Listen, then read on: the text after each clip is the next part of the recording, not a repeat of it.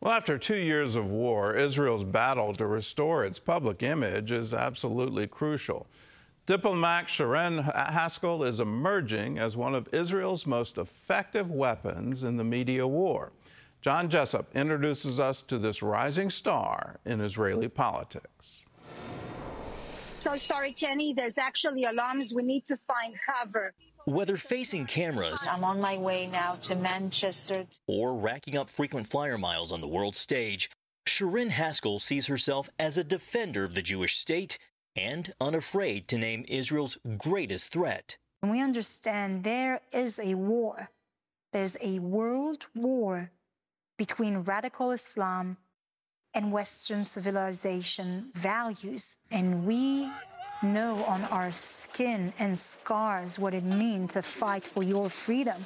Haskel is a fresh voice tackling old questions about Israel's security, its right to self-determination, and its future place in the world. Her background includes living and working abroad, joining the Israeli border police, and becoming one of the youngest lawmakers to serve in the Knesset.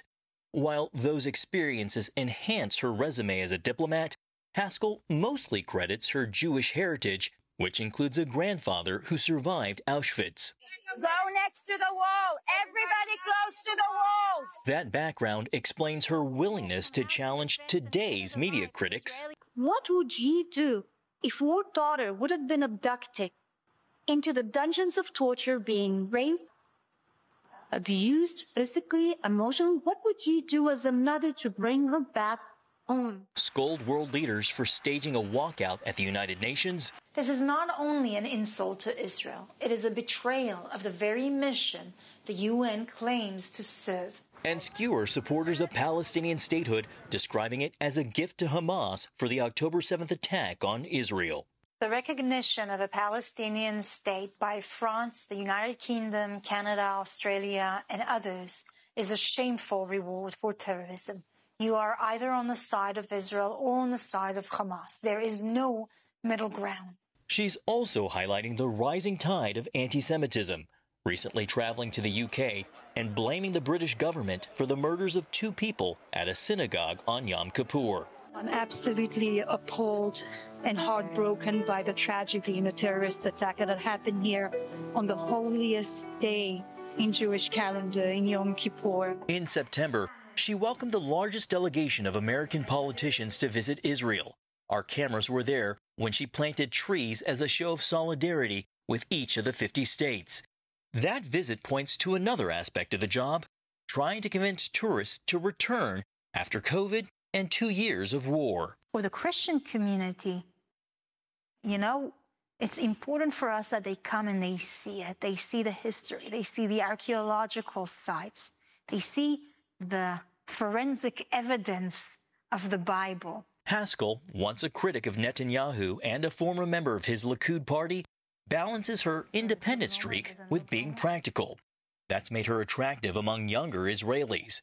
As for Israel's future in the Middle East, for her it's a mix of being realistic while acknowledging the supernatural. She points to Israel's unlikely story going all the way back to King David. He didn't give him the kingdom. He didn't give him a crown. He gave him Goliath. And that, I think, is a point where we were given a Goliath. You have to be a realistic in Israel. And to be a realistic, you have to believe in God and miracles. Our history is full of that. And we trust him. He's got a plan for us, and he's been protecting us. John Jessup, CBN News, Jerusalem. It's interesting she mentioned Goliath. King David, kept Goliath's armor in his tent as a constant reminder of how God delivered the enemy of Israel into their hands. Let us keep constant reminders in these days where it just seems truth has stood on its head, and you can see protests in the streets of America, protests on U.S. university campuses, young people in America calling for from the river to the sea, Palestine will be free. All of these things, this incredible PR campaign against Israel, somehow accusing Israel of genocide when it's the exact opposite. Hamas is the one that wanted genocide. They wanted to wipe Israel off the map and kill every Jew in Israel. That's their stated goal.